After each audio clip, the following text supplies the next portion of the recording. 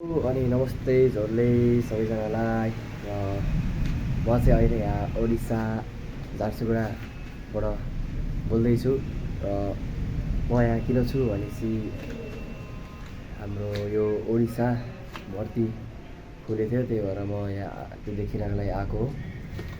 र आज म आएको कति 9 तारिकमा आएर फर्म भरेर 10 तारिकसम्म थियो, सेप्टेम्बर 10सम्म थियो लास्ट डेट। र 9 तारिकमा आएर सेप्टेम्बर 10मा 9 तारिकमै फर्म फिल गरेर बसिरहेको थिएँ। हाम्रो अनि प्रोसेसहरू चाहिँ 15 गतेबाट सुरु थियो, हाम्रो बेरिङ मेजरहरू होइन।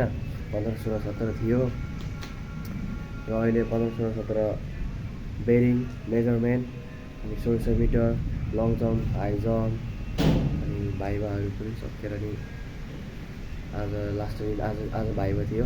आज भाइभा दिएर आएको बिहान र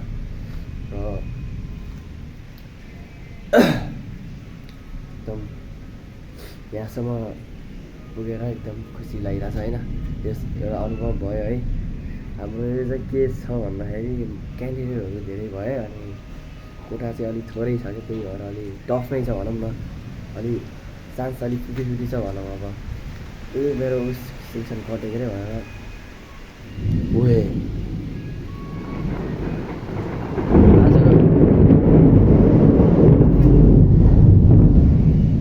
आज अलि पानी परेर बिहाल्छ क्या।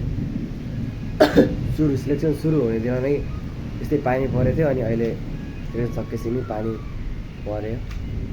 र म के भन्दै थिएँ भनेपछि पुरै मेरो त फिजिकल कट्यो भनेर म ढुक्क भएर नि बस्दा भएन क्या, किनकि क्यान्डिडेटहरू लास्टै धेरै छन् के। लगभग सुरुमा क्यान्डिडेटहरू फर्म फिलअप गर्ने क्यान्डिडेटहरू त 4,000 जतिजना थिए क्या, 4,000 जतिजना थिए। अनि त्यसपछि अहिले कोटा चाहिँ हाम्रो भनेको 135 मात्रै हो कोटा। र अहिले सिलेक्सन छाड्दा फिजिकलहरू गरेर छाड्दा अहिले लगभग यस्तै 1050 1050 जति क्यान्डिडेट्सहरू बचेछन्। र त्यसबाट आज भाइभाहरूबाट अनि पोइन्टहरू मार्क्सहरू जान्छ। त्यसबाट भोलिसम्म आउँछ भन्ने कुरो छ रिजल्ट होइन। हेरौँ सुनेर जाम भनेर हेरौँ। कतिपय साथीहरू सिलेक्सनमा अब बिमारहरू भएर राम्रोसित आफ्नो बेस दिन पाएनन्, त्यही भएर साथीहरूले घर गइसकेछन्। हामी अहिले यहाँ कति 4 जना जति छौँ रुममा। के हुन्छ भोलि हेरौँ है। Hope for the best. अब यतिसम्म आउनु नै ठुलो कारण हो। देख्नुहुन्छ भ्यू बाक्सम। म चाहिँ अहिले चाहिँ यहाँ ब्यारेकमा छु ओडिसा पुलिसको। र यहाँ चाहिँ पुरै पैसा चाहिँ तिरेको, तर यो बस्ने खानेहरू चाहिँ यहाँ चाहिँ यही सुविधा गरिदिँदो रहेछ होइन।